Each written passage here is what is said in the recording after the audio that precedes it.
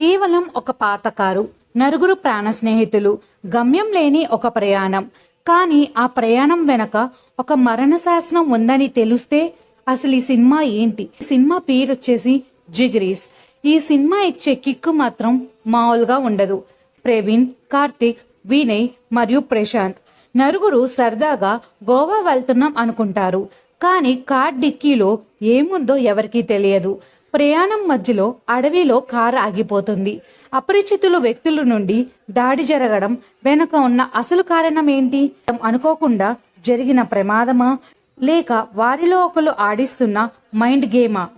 Twist ఏంటంటే ఈ నలుగురిలో ఒకరికి క్యాన్సర్ ఉందని అందరు అనుకుంటారు. కానీ సడన్ గా వచ్చే ఒక ఫోన్ కాల్ తో అసలు ఆ జబ్బు ఎవరికి లేదని, అదంతా ఒక పెద్ద ట్రాప్ అని తెలిసినప్పుడు మీ మైండ్ బ్లాక్ అయిపోతుంది.